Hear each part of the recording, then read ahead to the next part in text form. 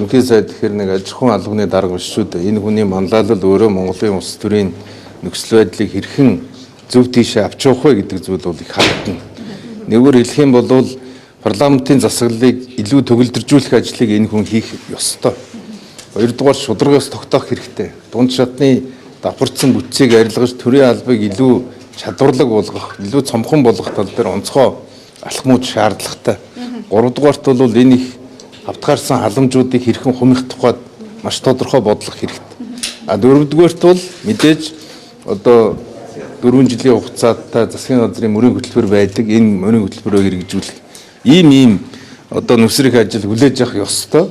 Арчилсан нам бол албан ёсоор Монгол оронд хэрэгтэй асуудлуудыг шаардаж, шахаж, тулгаж ажиллах юм л үүрэгтэй. Та сайн цомхон бүтцээр ажиллах хэрэгтэй гэж шүү дээ. Гэтэл та бүхний одоо тийм ээ үйл ажиллагаа явуулж ирсэн засгийн газар одоо яг ямар байдалтай хүлээлгэж өгч байгаа юм бэ? Жишээлбэл ингээд за яг вэ та нар бол одоо арчилсан намаас томилогдсон хэдэн хяналтын менежерийг халах тухайд ярьж байгаа байх. Халах юм бол ерөнхий сайдын арсыг өвчнө. Яг гэвэл тэр төрийн өмчит компанидар байгаа хулгайг хянах үүрэгтэй хүмүүс засгийн газраас томилогдсон байгаа шүү.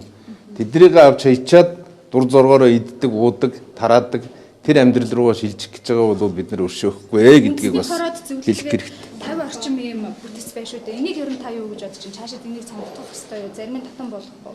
Тэгэхээр энэ дээр бол бид нар бол ийм зорилт тавьсан шүү дээ. Иргэжил төрийн алба бол 9%-аар буурнаа. Төрийн өмчит компани бүрэлдэхүүн бол 15%-аар бууруулнаа гэсэн. Энэ төлөвлөгөөг л нэхнэ. Ажил хэрэг болгох. Нийслэлчээр одоо тухайд бол яг ямар хүлээлт гэдэг юм уу? Одоо ямар харин тэгээд тэрийг нь одоо сонсож байна.